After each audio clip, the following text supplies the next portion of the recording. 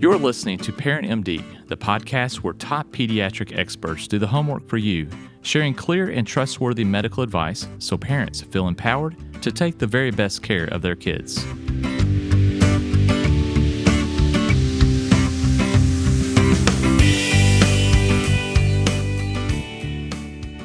So welcome to Parent MD. Today we have with us our special guest, Dr. Kim Boland. Thanks for being with us, Kim. Thank you for having me. I'm excited. It's a real treat. We've been talking about this for the last year, and I'm really looking forward to conversations where we're going to go with your leadership in education, your role as a pediatrician, boarded in multiple areas, and as a mother. And so the conversations will be fun. Hopefully our parents will enjoy it. As we always start out, would you give a little bit about your background and your career path? Sure. So I'm originally from Louisville, Kentucky, and went to Notre Dame for undergrad and then came back here for medical school and then went into pediatrics. I did all my training at St. Louis Children's. I was a resident, chief resident, worked for a couple of years, and then did a pediatric critical care fellowship. Was very interested in education and moved back here to Louisville and worked in pediatric critical care as a pediatric intensivist. Did that for about 5.5 years and had a injury where I hurt my neck and had to kind of rethink things. So at that point, I was very involved in medical education, really liked teaching, but I really decided I needed to try something different. And I went into general pediatrics for 3 years, which was an amazing experience because it's very different from critical care, and I learned so much during those 3 years. During that time, I also really missed the educational piece of being as part of academic pediatrics. And so when I was given an opportunity to come back to the University of Louisville and Norton Children's as the new division chief for a new field called pediatric hospital medicine, I took that opportunity. Came back, worked in that role for 5 years and got very involved in medical education and eventually became the pediatric medical or program director for the medical residents in pediatrics. And I did that for 9 years, got more involved in leadership and was an associate dean for resident education. And then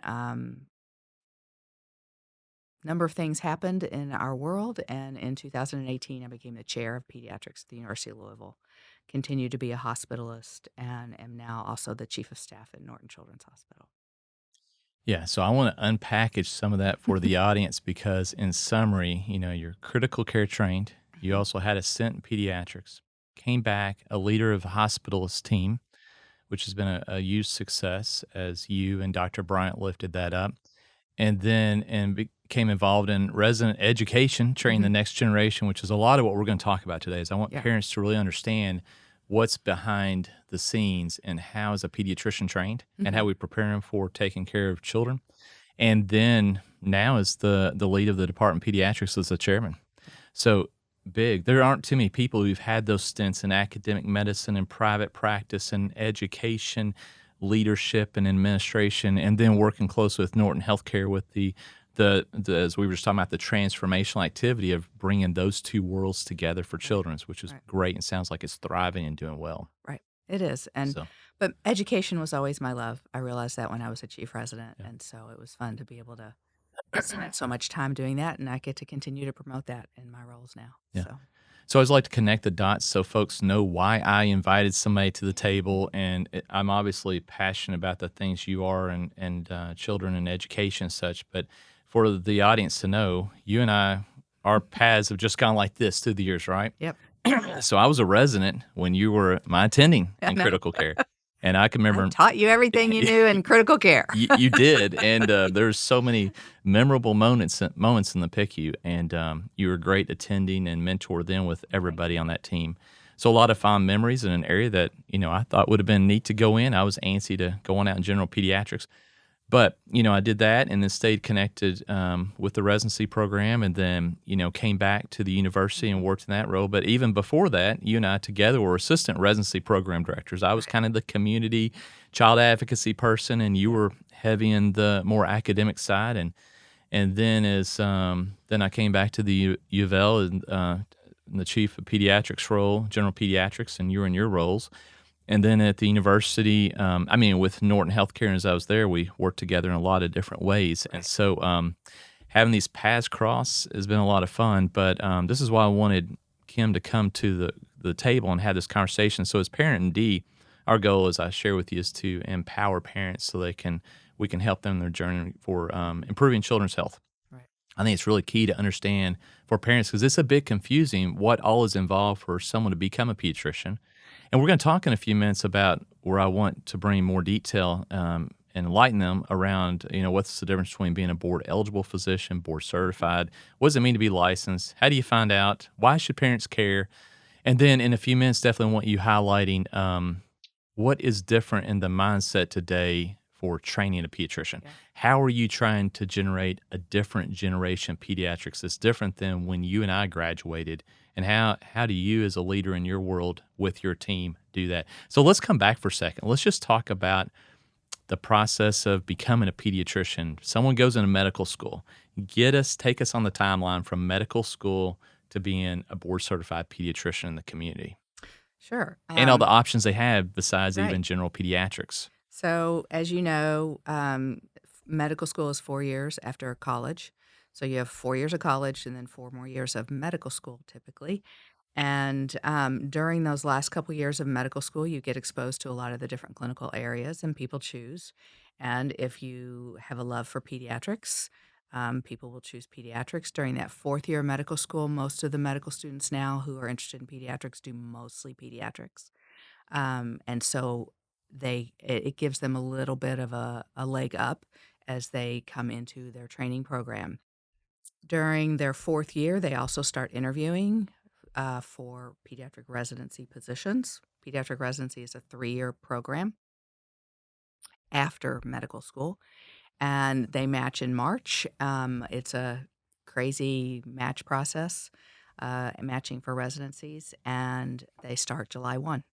And that has been consistent for as long as I've been around, which has been about 40 years. So, um, July 1 starts the academic year. Talk a little bit about the match process. I think Yeah. parents need to understand, students pick where they want to go. They interview, programs pick who they want. When you and I were together in the residency program, we interviewed, vetted all Right. these students to become our residents. Right. So how does that match process work? Well, so it's students decide that they want to apply to programs, which they do online, and then once you get the application process opens to the program, you download information. For instance, for our program, we may have 1,100 applicants for 24 positions.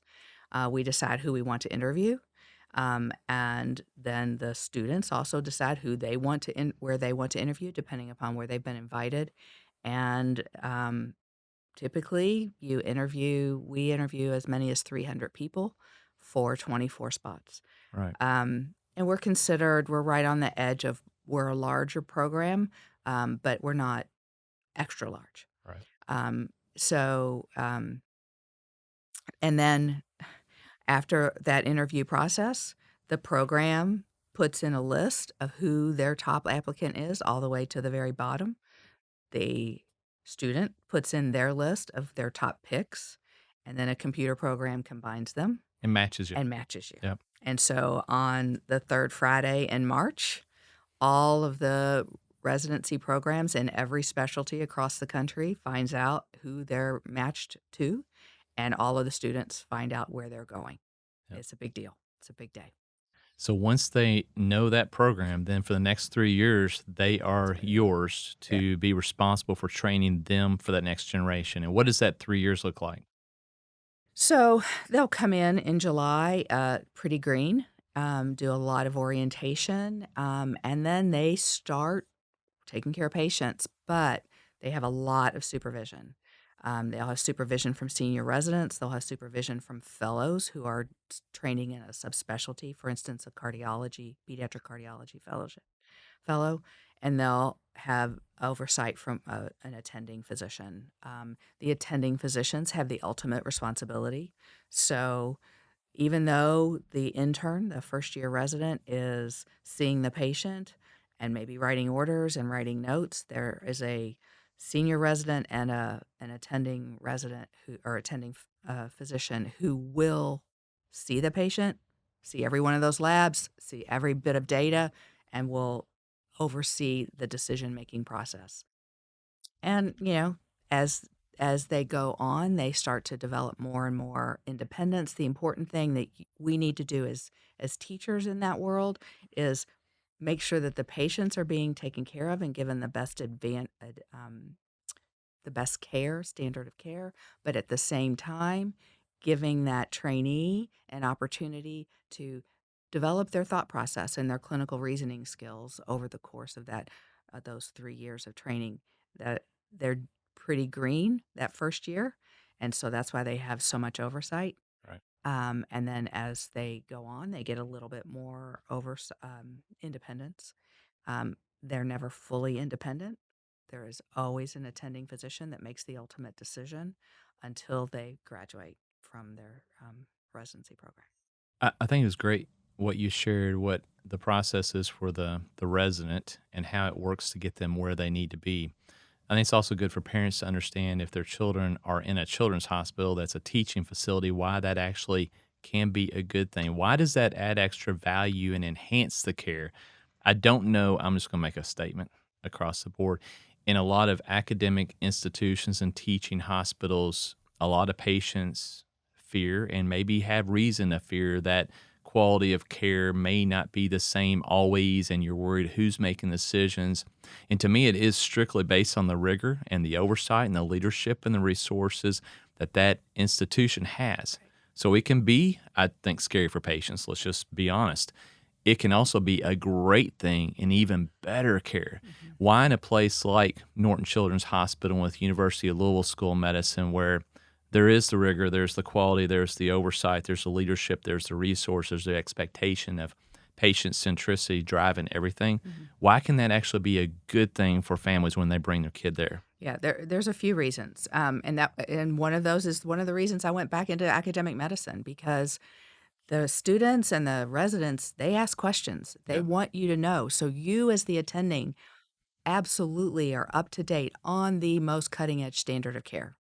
And so that's where you see, and there's actually data to show that the standard of care in academic settings, especially in pediatrics, is very rigorous and very well followed. The other piece And that I want to highlight, that's what I really wanted to highlight here for parents. I think it's extra good across the board in the children's arena. So, as our focus is children right, and parents, I think we can confidently say that academics definitely raises the level of care. right. So, I really appreciate you pointing that. So, I'm sorry. I think that's a big one. The other piece is sometimes people get frustrated because they have to talk to a student and then a resident and then an attending. But I can't tell you how many times by telling that story 2 or 3 times, you get more information. Yep. And each time a different person talks to you, you pull in more information, and a parent may remember, "Oh, yes, I forgot that this happened. Oh, that's right." And you dig a little bit more and you get more information. So the checks and balances in those settings where you have multiple people that you're talking to invariably enhances the history and allows us to make better decisions for the patient. Yeah. And I'll never forget our clinical diagnosis classes in med school. And I've highlighted this a lot the last few years when everybody said, is this good that there's so much virtual health? It's okay because the bulk of things can be taken care of in such a realm many times, not for the complicated. But we did learn that 80% of the time you can get appropriate diagnosis with a good history. And if you can see and touch the patient, it goes up to 90%. Right. But that history is so key. And you're right, when you have multiple people taking that history, it's really key. Also, I think the accountability is great when you have multiple eyes and everybody's looking to make sure nothing gets missed, as it truly takes a village. Healthcare is complex, and if your child is really sick in the hospital, to me, more hands, more people on the team talking, thinking about your kid, the better. And with the academic world, you've got people on the floors and in the house all the time. A lot of spaces outside the academic realm, you don't have that. You have a doctor maybe comes by once a day, right? So that's what I always highlighted when we were in private practice. It was no brainer for us at Oldham County to say, hey, the hospitals group, we would tell our patients, this is better care for you. When they're an academic group, That's all they're doing is hospitals medicine, Right. hospital medicine.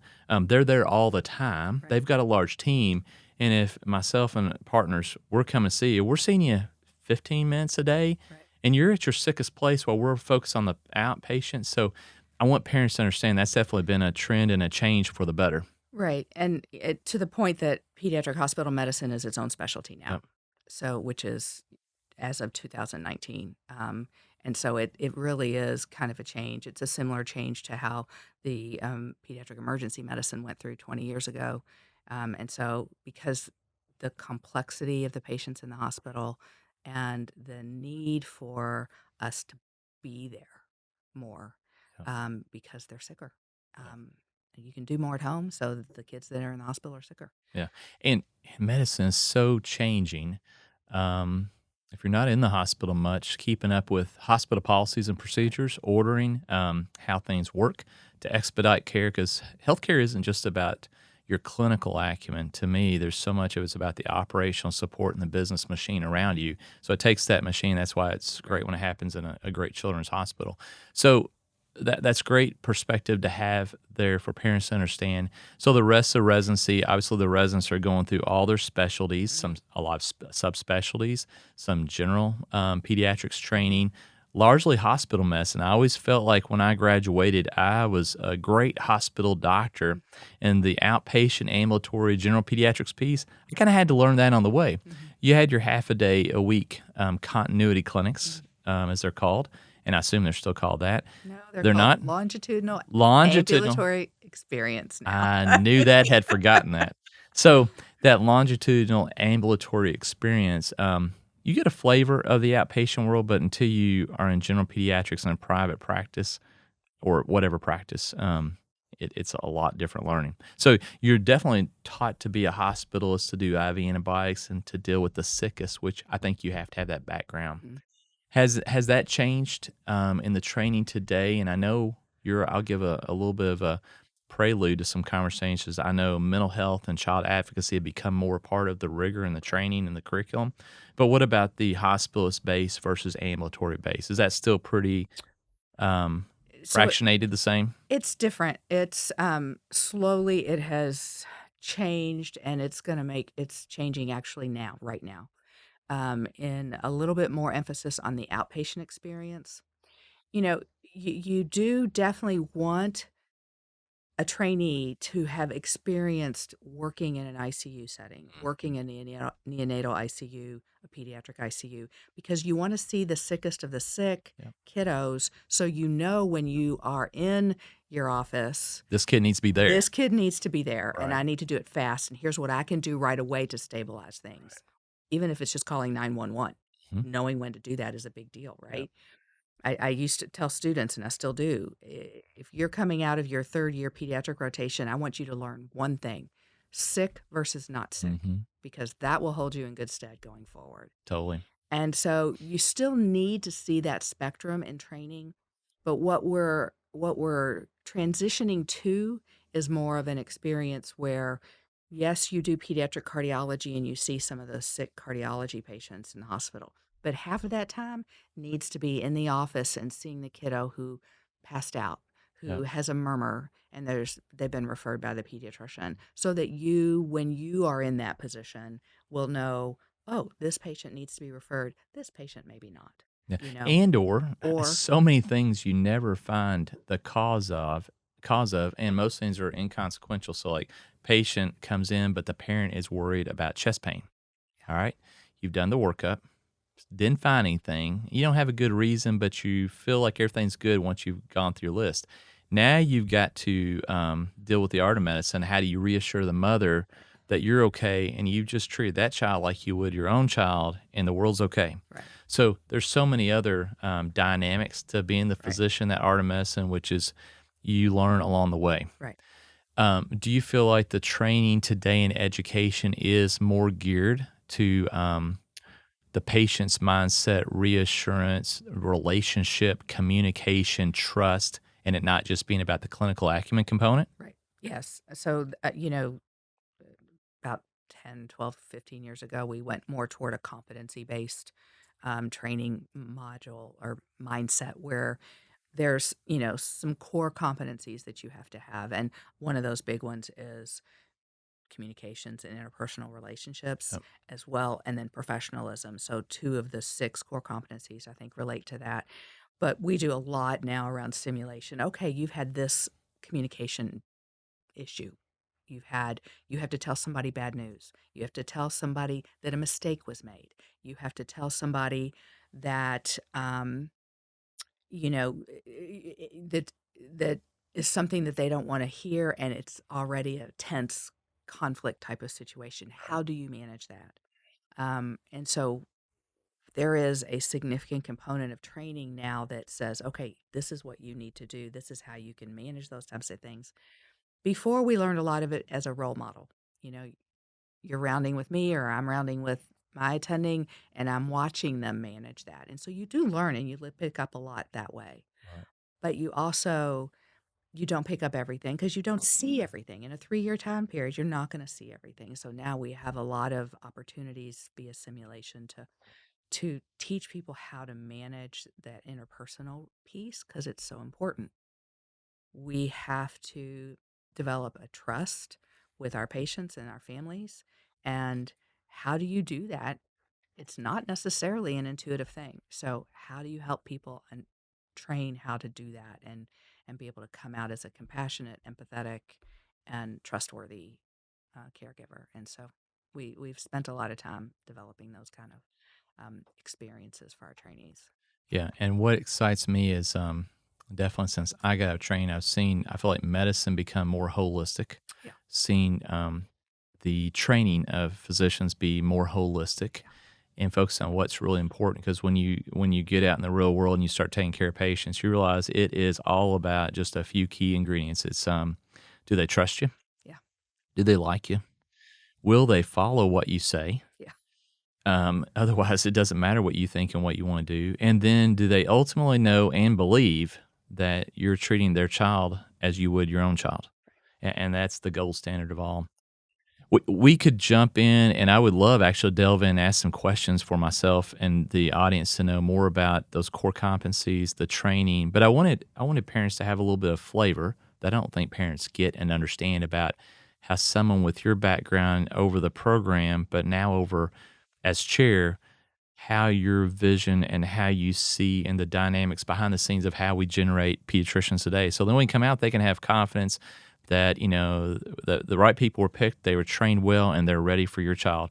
So, kind of with the last few minutes we've got, I'm just going to ask you one big question, and then we'll go from there. Why should parents care whether or not their pediatrician is board certified?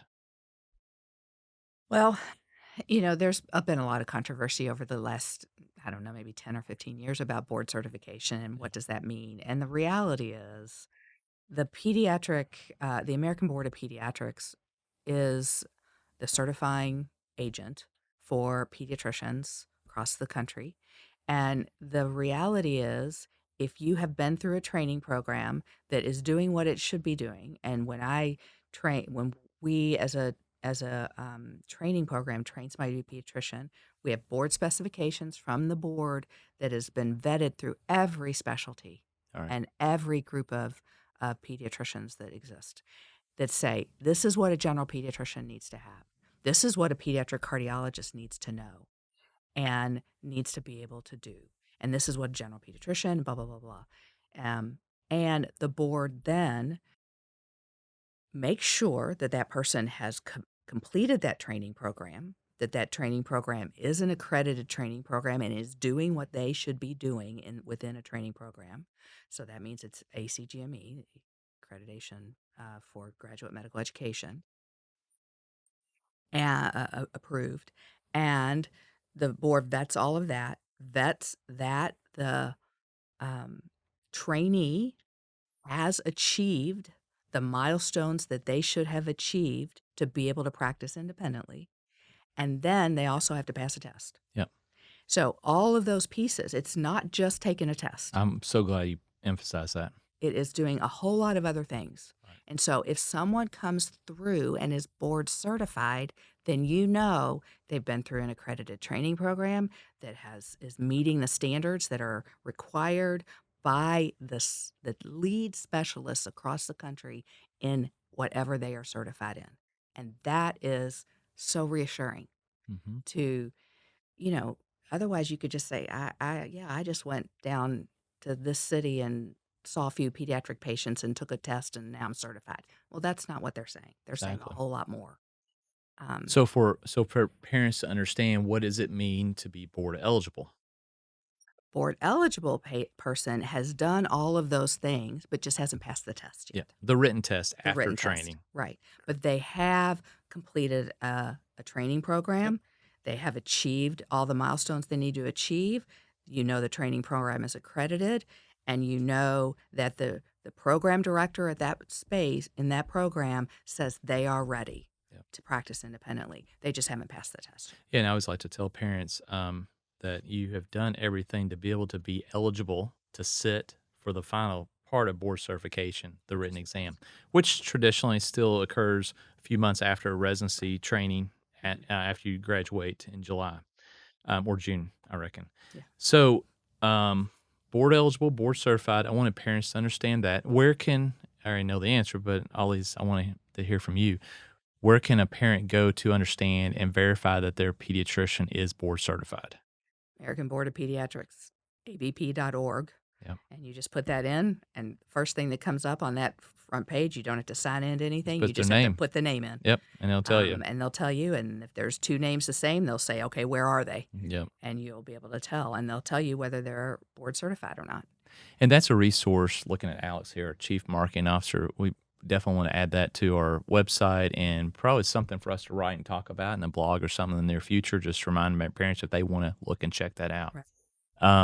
And then talk to the parents about what's the difference between the American Board of Pediatrics and the American Academy of Pediatrics, how they work or not work together, because parents hear those acronyms and they hear the AAP on the news, they hear it from us. What do they, how do they differentiate?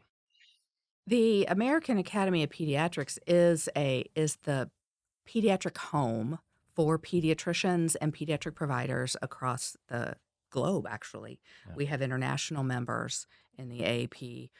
I've been a member of the American Academy of Pediatrics since I was a medical student, I believe. So it's but what the AAP does is creates opportunities for learning, for networking, for research opportunities, for quality improvement. And the biggest thing they do is they advocate for patients. They advocate for kids.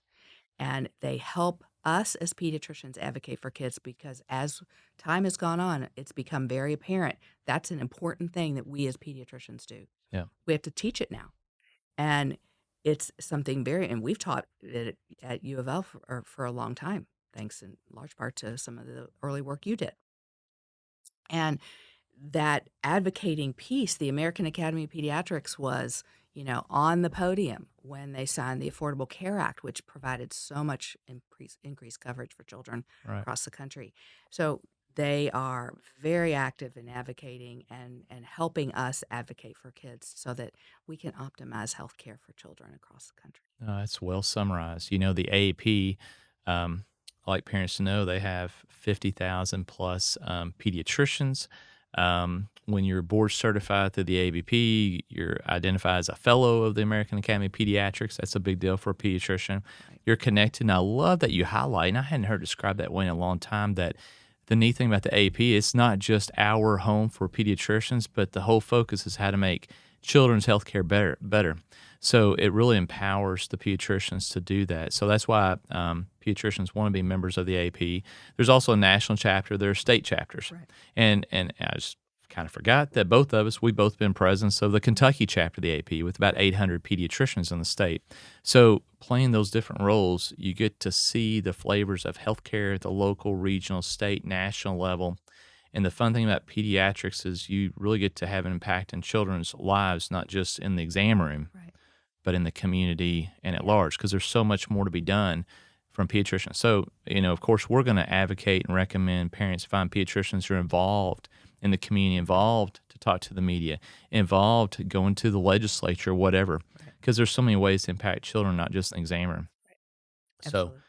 So, in summary, I think you and I could talk a whole lot on some of these We could. topics. It's fun and going down memory lane for me in some of these areas, and so appreciate all that you do. But in summary, as a mother, you have Mhm. a child. We just talked about Sophie getting ready to go to college, and I remember when she was born. I can't believe that. Just like my boys are grown now. Right. What would be a lesson that you would want to share with other parents, specifically mothers, being a mother in your role? That's one of the life lessons you've learned from being a mother with your child now getting ready to leave home. Um, One is that sometimes the pediatrician oversimplifies.